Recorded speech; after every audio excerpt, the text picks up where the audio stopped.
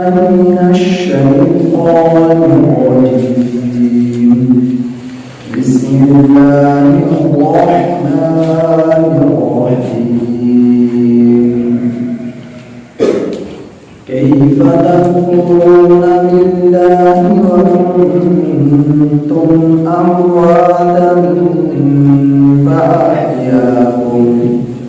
ثم يميتكم ثم يحييكم ثم إليه ترجعون هو الذي خلق لكم ما في الأرض جميعا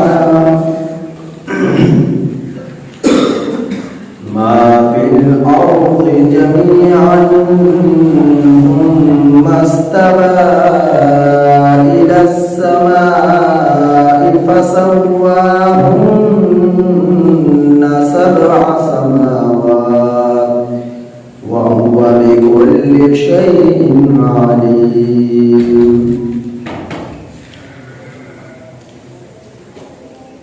كيف تكفرون بالله کیسے تم لوگ منکر ہوتے ہو اللہ تعالی کے،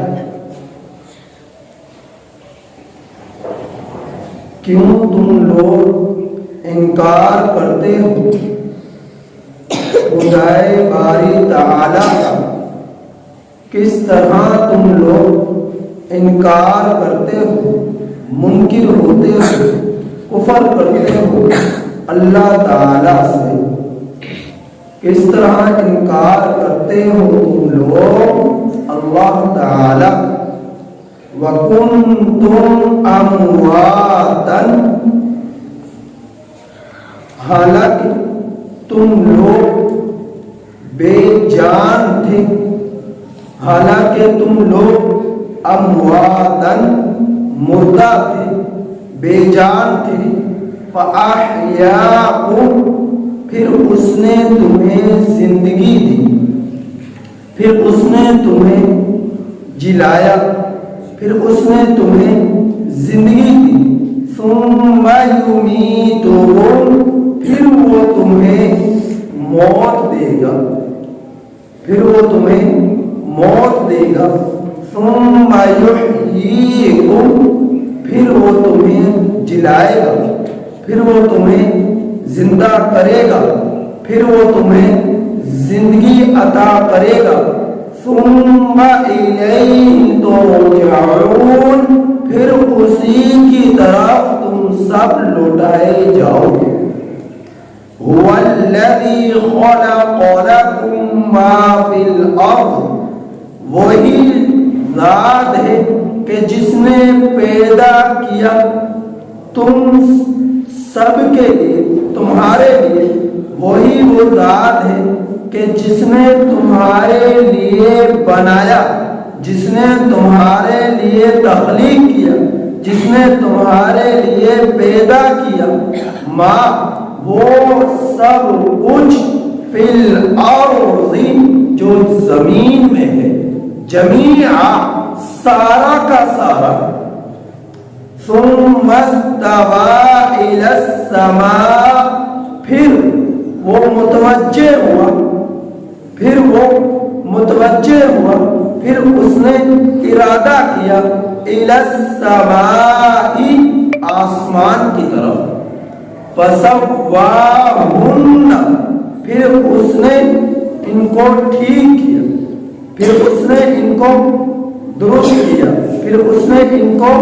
آسمانوں کو ٹھیک کر دیا، بنا دیا، سبع سماوات، 7 آسمان،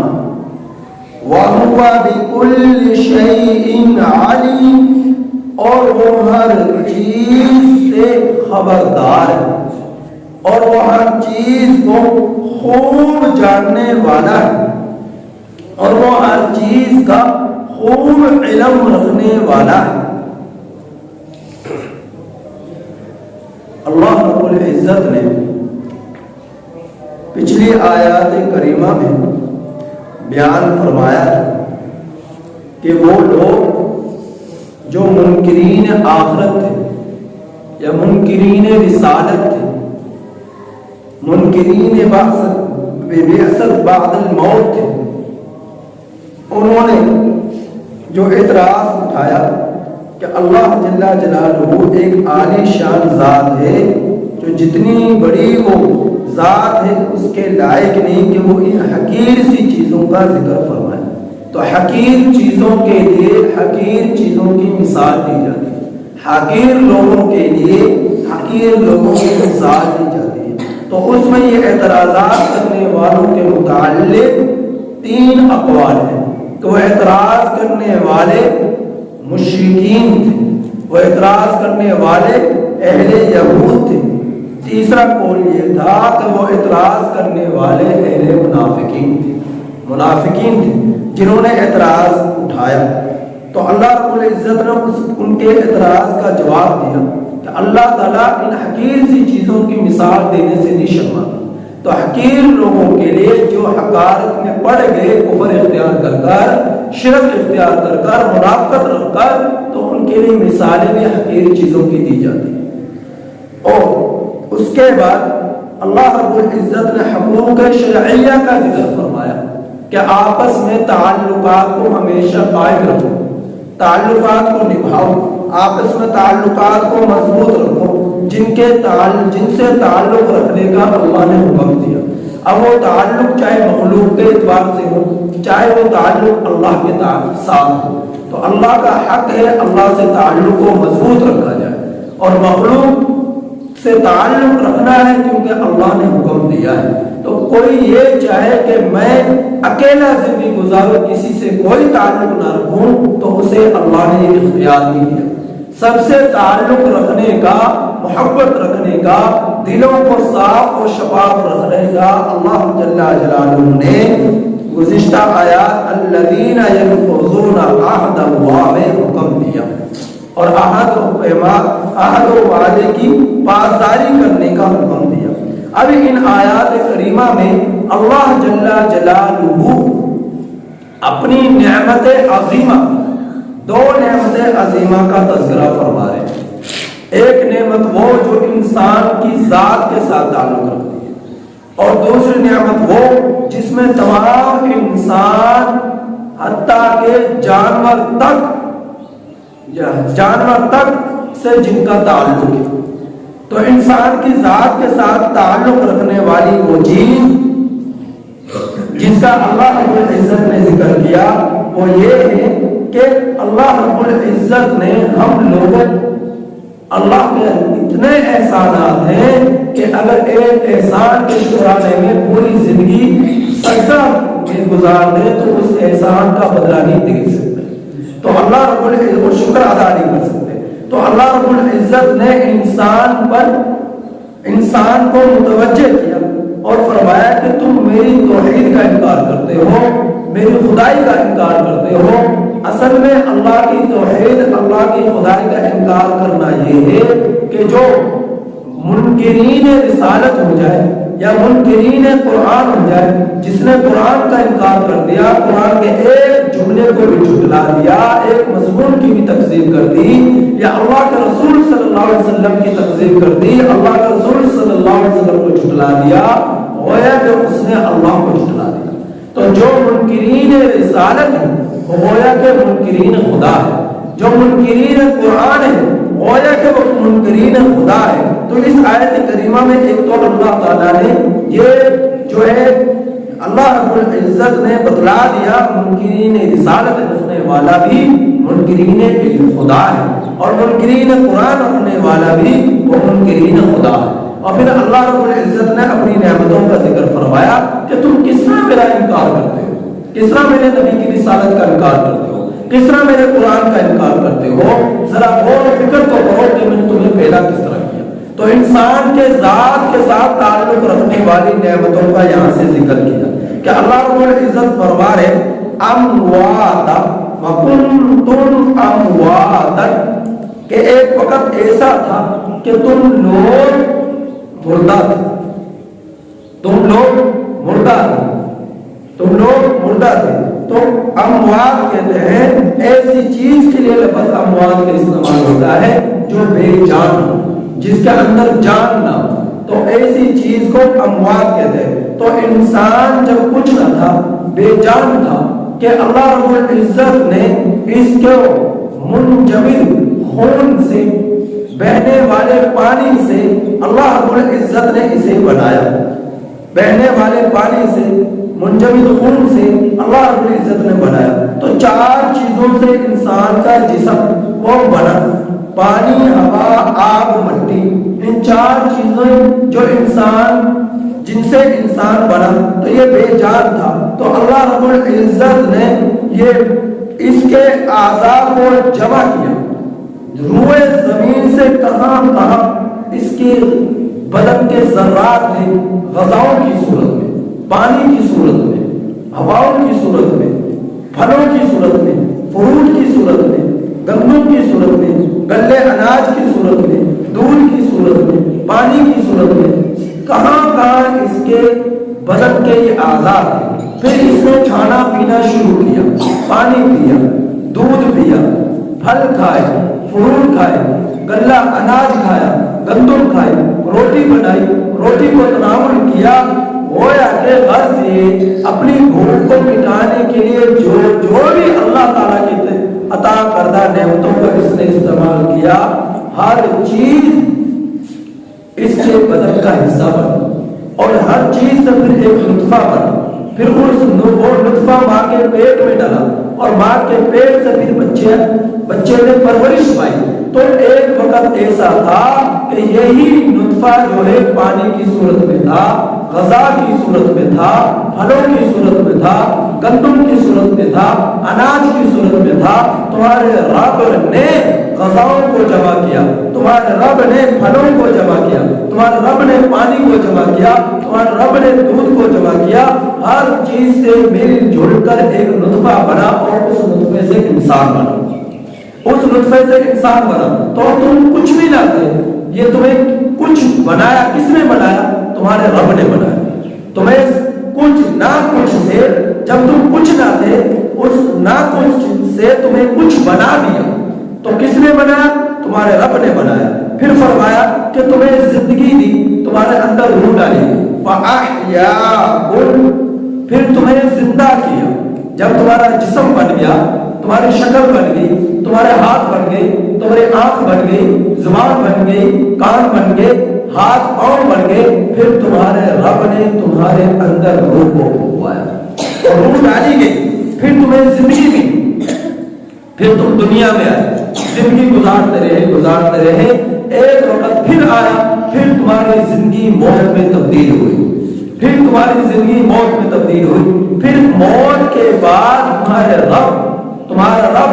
پھر تمہیں ایک وقت میں دوبارہ ثم یحییکم زندہ کرے گا، پھر تمہیں تمہارا رب دوبارہ زندہ کرے گا، ایسا وقت آئے گا۔ تو گویا کہ پہلے اموات اور احیاء کے درمیان لفظ فا آیا، اور لفظ فا جو ہے یہ دور کی مسافت کو نہیں بتلاتا، قریب کی مسافت کو بتلاتا ہے۔ تو غرض یہ کہ آپ کی جو زندگی، جو دنیاوی زندگی ہے، اور اس زندگی سے پہلے جب بے جان تھے، غذاؤں کی صورت میں تھے، نطفے کی صورت میں تھے، بے جان تھے، پھر تمہیں جاندار بنایا، تو اس موت اور زندگی کے درمیان زیادہ مسافت نہ تھا، یعنی انسان، اللہ رب العزت تمہیں تمہارا وجود بنا دینے کے فوراً بعد تم میں روح پھونک دے، تو زیادہ مسافت نہ تھا، لیکن اس وجہ سے لفظ فا آیا۔ لیکن جب تمہیں دوبارہ دنیا میں تم آئے، اور اس دنیا کی زندگی کے بعد دوبارہ موت جو آئے گی، تو اس جملے میں ثم یمیتکم ثم یحییکم، ثم، تو اس بے جان زندگی سے جو دنیا میں آنے سے قبل تھی، تمہیں زندگی ملی، تو اس زندگی کے بعد تمہیں دوبارہ موت آئے گی۔ تو اس دنیا کی زندگی کے بعد جو موت آئے گی، ان دونوں لفظوں کے درمیان لفظ ثم آئے، ثم ثم آیا، وَأَحْيَاكُمْ کے بعد ثُمَّ يُمِيتُكُمْ آیا، اور ثم جو ہے وہ بعد مدت کو بتلانے کے لیے آتا ہے، دور کی مسافت کو بتلانے کے لیے آتا ہے۔ گویا کہ یہ زندگی بھی تمہاری ایک بہت بڑی زندگی ہے، بہت بڑی زندگی ہے کہ 60 سال 70 سال 80 سال 100 سال 150 سال 200 سال تک لوگوں نے زندگیاں گزاری، اور اس سے پہلے 900 برس لوگ زندگی 1000 برس لوگ زندگی گزارتے رہے، تو یہ سارا کچھ تھا۔ لیکن اب عمریں جو ہے 70 سال 80 سال بمشکل 90 سال کو پہنچتی ہیں، اب عمریں بولنے آ رہی، تو لیکن یہ عمر بہت طویل عمر ہے۔ تو لفظ ثم آیا، پھر اس عمر کے بعد جب موت آئے گی،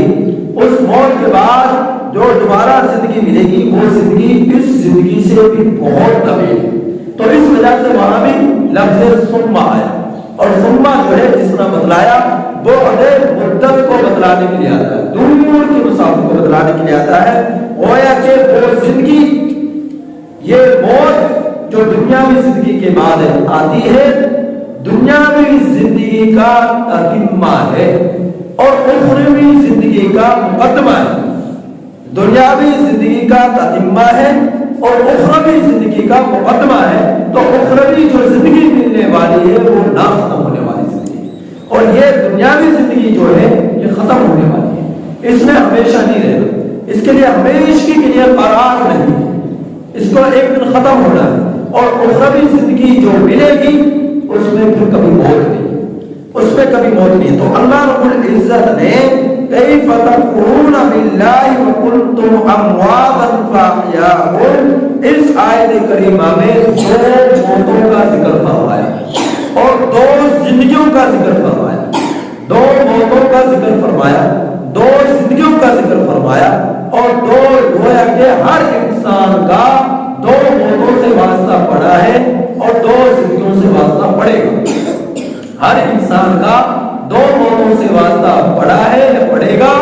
اور ہر انسان کا 2 زندگیوں سے واسطہ پڑا ہے اور پڑے گا۔ تو اللہ رب العزت نے 2 موتوں اور 2 زندگیوں کا اس آیت کریمہ میں تذکرہ فرمایا۔ تو فرمایا کہ اللہ رب العزت جتنا زندگی اللہ تعالیٰ کی نعمت عظیمہ ہے، بہت بڑی نعمت ہے اللہ جل جلالہ کی زندگی، اس وجہ سے اس کو نعمت سمجھ کر، اللہ کا احسان مان کر اللہ رب العزت کی اتباع میں فرما برداری میں صرف کریں۔ اور اسی طرح موت کو بھی اللہ رب العزت نے نعمت خداوندی میں شمار کیا کہ اللہ رب العزت کی نعمتوں میں سے ایک عظیم نعمت انسان کے لیے موت بھی ہے، انسان کے لیے موت بھی ہے۔ تو یہ موت کو بھی اللہ رب العزت نے عظیم نعمتوں میں شمار کیا۔ اب موت کس طرح نعمت ہے؟ زندگی تو نعمت سمجھ میں آتی ہے، لیکن موت کس طرح نعمت ہے؟ موت اس وجہ سے نعمت ہے کہ دیکھیں یہ دنیا کی زندگی ایک وقت میں اس نے ختم ہو جانا ہے۔ یہاں پر غم بھی ہے، یہاں پر تکالیف بھی ہے، یہاں پر مصیبت بھی ہے، یہاں پر پریشانیاں بھی ہیں، یہاں پر نفرتیں بھی ہیں، یہاں پر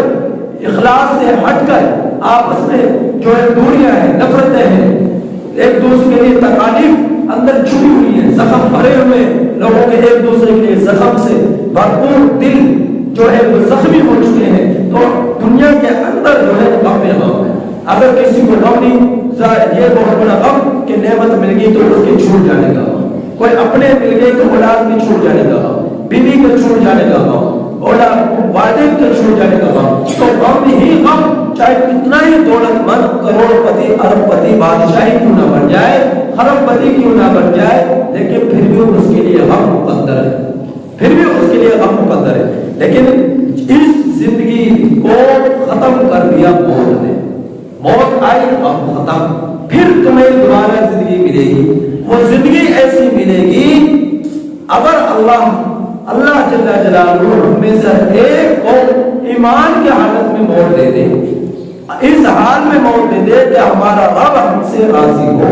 اس حال میں موت آ جائے کہ ہم دین محمدی صلی اللہ علیہ وسلم کی پوری طرح اتباع کے ساتھ زندگی گزارنے والے بن جائے، پوری طرح اتباع رسول کے ساتھ زندگی گزارنے والے بن جائے، اور اس حال میں مرے کہ ہمارا رب ہم سے راضی ہو چکا ہو،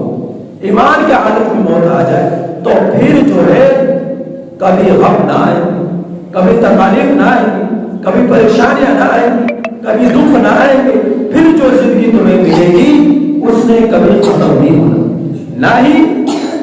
بدکار کے لیے وہ ختم ہوگی،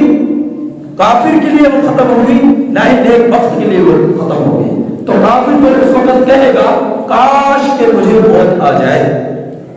کاش کہ مجھے موت آ جائے، آج کوئی مرنے کے لیے تیار نہیں، لیکن اس وقت بے ساختہ وہ کہہ اٹھیں گے اس بات کو جب قیامت کے ہولناکیوں کو دیکھیں گے، حشر نشر کو دیکھیں گے، حساب و کتاب کو دیکھیں گے، تو اس وقت وہ کہیں گے یا لیتنی کنت ترابا، کاش کہ میں آج ہماری مٹی ہی ہو جاتا، کاش کہ آج میں مٹی ہی ہو جاتا، کہ مٹی ہو جاتا، تو اس وقت وہ کہے گا، لیکن اس وقت کسی نے مٹی نہیں ہونا، اس وقت جنتیوں کے لیے ہمیشہ کے لیے جنت ہے، اس وقت جہنمیوں کے لیے، بدکاروں کے لیے، بدبختوں کے لیے ہمیشہ کے لیے جہنم ہے۔ تو اللہ رب العزت نے جو ایمان والے ہیں ان کے لیے موت کو بھی نعمت عظیمہ بنایا۔ کس طرح بنایا کہ اس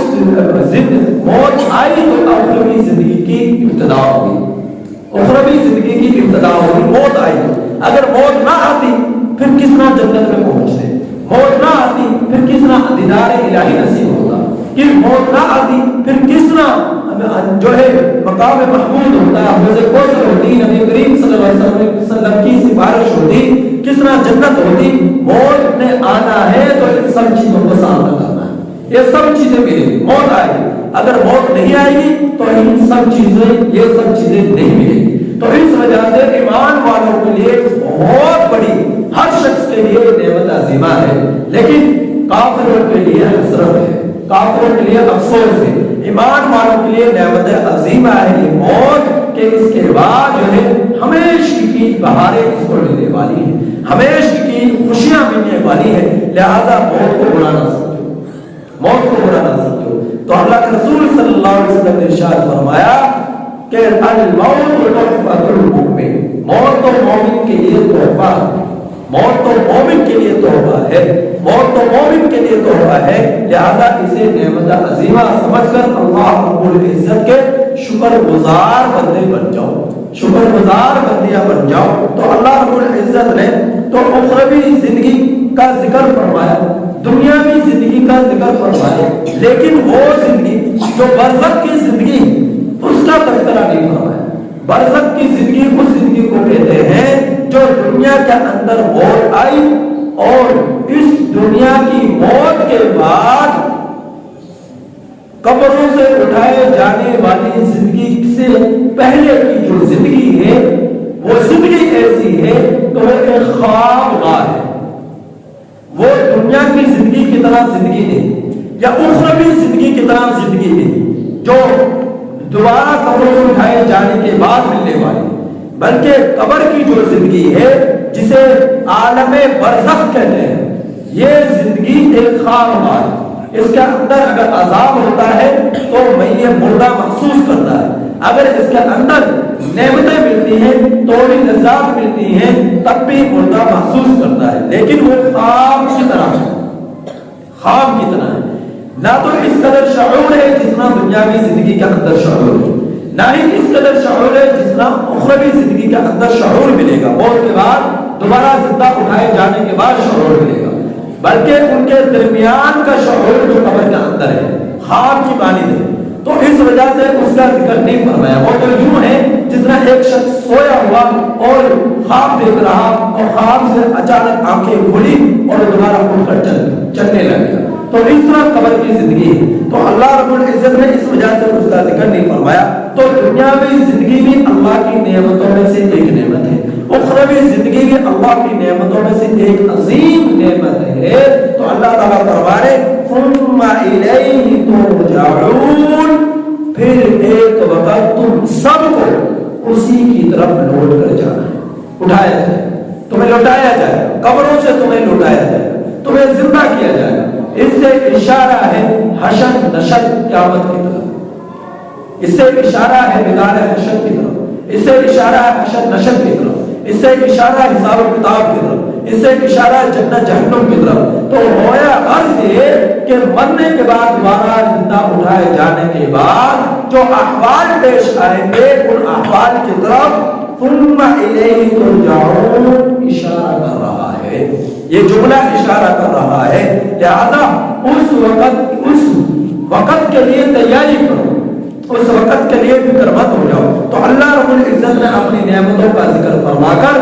حشر نشر کی طرف متنبہ کیا, باخبر کیا. اور تو معلوم یہ ہوا اس آیت کریمہ سے کہ جس رب, جس محسن کے احسانات ہم لوگوں پر اس قدر ہیں کہ ہم کچھ نہ تھے, اس نے کچھ بنا دیا, ہمیں عظیم زندگی دی, ہمیں حسن دیا, ہمیں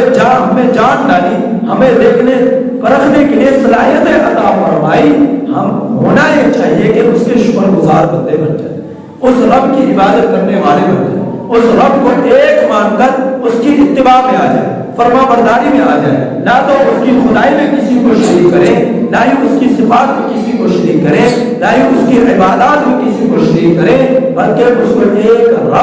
ایک رب مان کر اس کی منشا کے مطابق زندگی گزارنے والے بن جائیں. تو مشرکین میں بعض ایسے بھی تھے مشرکین میں جو بہت سارے اللہ رب العزت کی ذات کا انکار نہیں کرتے تھے. مشرکین اللہ رب العزت کی ذات کا انکار نہیں کرتے تھے, اللہ کو مانتے تھے, لیکن اللہ کے رسول صلی اللہ علیہ وسلم کا انکار اللہ کا انکار, قرآن کریم کا انکار اللہ کا انکار. اللہ رب العزت کے ساتھ بتوں کو خدا بنانا یہ اللہ رب العزت کے ساتھ شرک تھا. فرشتوں کو العیاذ باللہ اللہ کی بیٹیاں قرار دینا یا اللہ رب العزت کی توحید پر ڈاکا تھا. تو یہ جو چیز ہے اللہ کی توحید, اللہ تعالیٰ کی خدائی, اللہ رب العزت کی وحدانیت پر ڈاکا تھا. تو اس وجہ سے وہ کافر کہلائے, مشرک کہلائے, نافرمان کہلائے. تو اللہ رب العزت نے ان کو ایک ایک نعمت کا تذکرہ فرما کر متوجہ فرما کر بتلایا کہ تم کس طرح منکر ہو سکتے ہو میرا,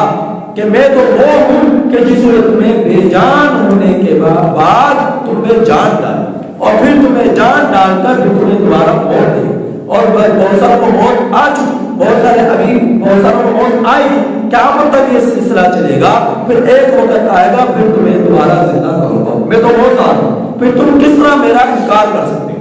پھر کس طرح تم لوگ میرا انکار کر سکتے ہو. تو یہ وہ نعمت تھی جو انسان کی ذات کے ساتھ تعلق رکھتی ہے, انسان کے وجود کے ساتھ تعلق رکھتی ہے. اب اللہ رب العزت اس نعمت کا تذکرہ فرما رہے ہیں اگلی آیت کریمہ میں, جس نعمت سے انسانوں کا بھی تعلق ہے, حیوانات کا بھی تعلق ہے, جانداروں کا تعلق ہے, پوری جاندار مخلوق کا تعلق ہے. اب سنیے وہ کیا نعمت ہے. وہ اللہ تعالیٰ فرما رہے ہیں وَالَّذِي خَلَقَ لَكُم مَّا فِي الْأَرْضِ جَمِيعًا. فرمایا کہ اللہ وہ ذات ہے کہ جس نے بنایا, پیدا کیا تمہارے لیے وہ کچھ جو زمین میں ہے, جمیعا سارا کا سارا, سب کا سب. کس کے لیے بنایا؟ ہمارے لیے بنایا, میرے اور آپ کے لیے بنایا, انسانوں کے لیے بنایا, جنات کے لیے بنایا, حیوانات کے لیے بنایا, سب سے بڑھ کر انسانوں کے لیے بنایا. کیا بنایا؟ سب کچھ, جمیعا سب کچھ, چاہے وہ آسمان ہے, چاہے وہ زمین ہے, چاہے وہ بحر ہے, چاہے وہ بر ہے, چاہے وہ ہوائیں ہیں, چاہے وہ فرشتے ہیں, چاہے وہ ستارے ہیں, چاہے وہ سیارے ہیں, چاہے وہ چاند ہے, چاہے وہ سورج ہے, چاہے وہ گرمی ہے, چاہے وہ سردی ہے, چاہے وہ نفع بخش جو ہے کیڑے مکوڑے ہیں, چاہے مضر کیڑے مکوڑے ہیں, زہریلے جانور ہیں, ہر چیز کو اللہ رب العزت نے ہم لوگوں کے لیے بنایا. کسی نہ کسی اعتبار سے ہر چیز کا نفع انسانوں کو مل رہا ہے, انسانوں کو پہنچ رہا ہے کسی نہ کسی اعتبار سے. اگر کوئی چیز انسان کے لیے بظاہر نقصان دہ ہے, لیکن کسی نہ کسی اعتبار سے وہ انسان کے لیے نفع بخش بھی ہے. بہت سارے زہریلے جانوروں کی ادویات انسانوں کے لیے تیار ہوتی ہیں, بیماریوں کا علاج ہوتا ہے. بہت ساری چیزیں جو ہے انسان کے لیے, ہر چیز انسان کے لیے نفع بخش ہے, انسان کی ضرورت کا سامان ہے. تو اللہ رب العزت نے ہر چیز کو ہم لوگوں کے لیے بنا دیا، ہم لوگوں کے لیے پیدا کر دیا، ہر چیز کو ہم لوگوں کے لیے بنا دیا۔ تو جو ہے عارف باللہ ابن عطا رحمت اللہ علیہ فرماتے ہیں کہ ہر چیز کو اللہ رب العزت نے انسانوں کے لیے بنایا، مخلوق کے لیے بنایا، اور پھر فرمایا اور تمام مخلوق کو اللہ جل جلالہ نے اپنے لیے بنایا، تمام مخلوق کو اللہ رب العزت نے اپنے لیے بنایا، تمام انسانوں کو اللہ رب العزت نے اپنے لیے بنایا، اور پوری کائنات میں ہر چیز کو اللہ رب العزت نے انسانوں کے لیے بنایا، ہر چیز کو اللہ رب العزت نے انسانوں کے لیے بنایا۔ تو اب جب ہر چیزیں ہمارے لیے بنی اور اللہ رب العزت نے جو اللہ رب العزت کی چاہت ہوگی، جو ہمارے مقدر میں ہوگا، وہ چیز ہمیں مل کر رہے گی، وہ ہم سے چھن نہیں سکتی، وہ کوئی چھین نہیں سکتا، اس پر کوئی ڈاکہ نہیں ڈال سکتا، وہ چیز ہمیں مل کر رہے گی۔ تو اور جو چیز ہمیں ملنی ہے، ہم کس قدر بے وقوف بن بیٹھے کہ اللہ کو چھوڑ کر جس نے ہمیں اپنے لیے بنایا، ہم اس کی عبادات کو چھوڑ کر، اس ذات کو چھوڑ کر ہم ان چیزوں کو پیچھے لگ گئے جو ملنی ہی ہے، جو چیز ہمیں ملنی ہی ہے انہیں کے پیچھے ہم لگ گئے، اور اللہ رب العزت کو ہم لوگوں نے چھوڑ دیا۔ اللہ رب العزت کی کنارہ کشی اختیار کر لی، اس کے احکامات کو چھوڑ کر، اس کے نافرمانیاں کر کر، نمازوں کو چھوڑ کر، روزوں کو چھوڑ کر، حرام طریقوں کو اپنا کر ہم اس قدر حرص و ہوس میں مبتلا ہو گئے کہ ساری دوڑ دنیا طلبی کے پیچھے لگ گئی، جبکہ ساری دنیا ہمارے لیے بنی، ساری دنیا ہمارے لیے بنی، اور ہم جو ہے اللہ کے لیے بنے۔ تو ہونا تو یہ چاہیے تھا اللہ ہی کے لیے زندگی گزارتے ہیں، اللہ کے اتباع میں، اللہ کے رسول صلی اللہ علیہ وسلم کی اتباع میں۔ تو ہم نے اس راستے کو اختیار کرنے کے بعد غیروں کا اختیار کر لیا، شیطان کا راستہ اختیار کر لیا، دنیا طلبی کا راستہ اختیار کر لیا، اور دوسری سمت ہم لوگ جو ہے اپنا رخ کر کر ہماری دوڑے لگے۔ تو جب ہر چیز اللہ رب العزت نے ہم لوگوں کے لیے پیدا کی، تو پھر فرمایا کہ جس وقت زمین کو بنایا ہوا، اس کے بعد ثم استوى کا معنی درست کرنا، سیدھا کرنا، استوى کا معنی ارادہ کرنا، متوجہ ہونا، یہ استوى کا معنی الی السماء۔ پھر اللہ رب العزت متوجہ ہو کس طرف؟ آسمان کی طرف، آسمان کی طرف، گویا کہ زمین کو اللہ رب العزت نے آسمانوں سے پہلے بنایا، زمین کو اللہ رب العزت نے آسمانوں سے پہلے بنایا، اور آسمانوں کو زمین کے بعد بنایا، آسمانوں کو زمین کے بعد بنایا۔ تو اللہ تعالیٰ اسی طرف اشارہ فرما رہے ہیں، پھر متوجہ ہوئے آسمانوں کی طرف، فسواہن سیدھا کرنا، پھر ان کو درست کیا، ہننا یہ ضمیر لوٹ رہی ہے السوا کی طرف، تو ہننا یہ ضمیر جمع کی ہے، اور آسمان یہ مؤنث ہے، مادہ ہے، اور ہننا ضمیر اسی کی طرف لوٹ رہی، تو ایک آسمان نہیں، یہ جملہ بتلا رہا ہے کہ اللہ رب العزت نے 7 آسمان بنائے، 7 سماوات، ہننا بھی آیا، 7 بھی آیا، پھر سماوات بھی آیا، 7 7 کو کہتے ہیں، سماوات 7 کی جمع ہے۔ تو اللہ رب العزت نے فرمایا کہ پھر اللہ نے 7 آسمانوں کو بنایا، گویا کہ زمین پہلے بنائی، پھر اس کے بعد 7 آسمان بنائے، والارض بعد ذلك دحاها، کہ اللہ رب العزت نے دوسری مقام پر اشارہ فرمایا کہ اللہ رب العزت نے اس کے بعد زمین کو بچھایا، اس طرف اشارہ ہے کہ آسمانوں کے بعد زمین بنی۔ تو اصل میں اس میں علماء یہ فرماتے ہیں کہ اللہ نے زمین کو پہلے بنایا، آسمان کو بعد میں بنایا، لیکن زمین کے اندر باقی جو اس کی نشو و نما تھی، اس کی ضروریات تھی، اس کے اندر جو ہے جو کھانے پینے کی چیزیں تھی، اشیاء تھی، ان تمام چیزوں کو اللہ رب العزت نے آسمانوں کے بعد بنایا، لیکن پیدا پہلے زمین کو کر دیا۔ تو اس اعتبار سے زمین تو پہلے ہی بنی، بعد میں آسمان بنے۔ تو یہی وجہ ہے کہ انسان بھی جب اپنے لیے مکان بناتے ہیں، تعمیرات کا سلسلہ شروع کرتے ہیں، سب سے پہلے بنیادوں سے ابتدا کرتے ہیں، اوپر سے ابتدا نہیں کرتے، سب سے پہلے بنیادوں سے ابتدا کرتے ہیں، زمین سے ابتدا کرتے ہیں، پھر عمارت جو ہے وہ پروان چڑھتی ہے۔ تو اللہ رب العزت نے سب سے پہلے زمین کو بنایا، نیچے سے چیز اوپر کی سمت پروان چڑھتی ہے، تو آسمان اوپر، زمین نیچے ہے، زمین نیچے ہے۔ تو انسان جب کچھ پیدا ہونے سے پہلے بہت چھوٹا ہوتا ہے، پھر وہ بڑھتا چلا جاتا ہے، پروان چڑھتا ہے، تو اوپر کی سمت بڑھتا ہے، نیچے کی سمت نہیں بڑھتا، اوپر کی سمت بڑھتا ہے۔ تو اللہ رب العزت نیچے سے اوپر، تو سب سے پہلے اللہ جل جلالہ نے زمین کو بنایا، پھر آسمانوں کو بنایا۔ تو اللہ تعالیٰ اس طرح اشارہ فرما رہے کہ میں نے سب سے پہلے تم لوگوں کے لیے زمین کو بچھایا تاکہ تم لوگ اس پر چل پھر سکو، سکون کی زندگی بسر کر سکو۔ تو سب سے پہلے زمین کو بنایا کہ نہ اتنی سخت کہ تمہارے لیے تمہاری ضروریات پوری ہونا مشکل ہو جائے، تمہارے لیے چلنا پھرنا زندگی گزارنا مشکل ہو جائے، نہ ہی اتنی نرم کہ تم چلو تو اس کے اندر تمہارے پاؤں پھسنا شروع ہو جائے، تو اتنا نرم بھی نہیں بنایا۔ اور پھر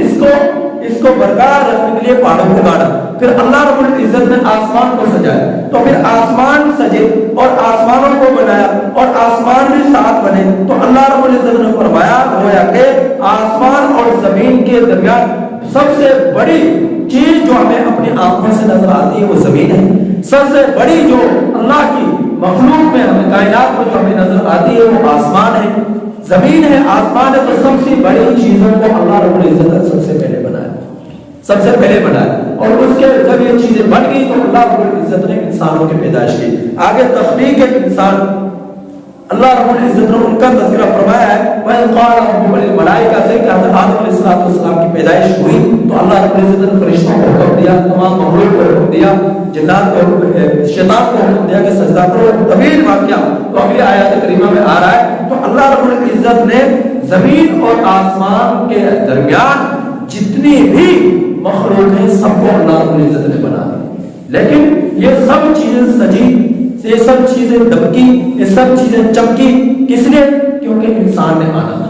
انسان نے آنا تھا۔ تو اللہ رب العزت نے انسانوں کے لیے سب کچھ کو بنایا اور انسانوں کو اپنے لیے بنایا، اپنے لیے اس طرح بنایا کہ یہ لوگ میری چاہت کے مطابق زندگی گزاریں گے، مجھے رب مان کر زندگی گزاریں گے، میری اتباع میں زندگی گزاریں گے، میرے احکامات پر عمل کریں گے۔ تو ہم میں سے کتنے لوگ ایسے ہیں جو اللہ کی مان کر زندگی گزارے؟ یہ بنیادی ہم پر 5 وقت کی نماز فرض ہوئی، کتنے ہمارے بچے اور بچیاں، ہمارے بھائی اور بہنیں اور والدین ایسے ہیں جو مسجدوں سے دور ہیں، مسجدوں سے دور ہیں، جڑوں میں گھر ہیں، مسجد کے کناروں میں گھر ہیں، لیکن مسجد کو آباد نہیں کرتے، مسجد کو آباد نہیں کرتے۔ تو اللہ نے ہمارے لیے کتنی نعمتیں تیار کر رکھی ہیں کہ وَإِن تَعُدُّوا نِعْمَتَ اللَّهِ لَا تُحْصُوهَا، شمار کرنا چاہیں تو شمار ہی نہ کر سکیں۔ یہ تو بڑی بڑی نعمتوں کا ذکر کرنا ہے۔ تو انسان کے وجود سے لے کر انسان کے وجود سے باہر کی جو چیزیں ہیں زمین و آسمان کی صورت میں اور انتخلا کی صورت میں، ساری چیزیں انسان کے لیے اللہ کی طرف سے نعمتیں ہیں، انسان کے لیے ضروریات ہیں۔ تو اب انسان کو ہونا یہ چاہیے اپنے اس محسن کے احسانات کا شکر ادا کر کر اس کی اتباع کر جائے، نہ لیکن اس کی ناشکری کر کر اس کی نافرمانی میں لگ جائے۔ اللہ تعالیٰ سے دعا ہے کہ اللہ تعالیٰ ہمیں سے ایک کو صحیح سمجھ عطا فرمائے۔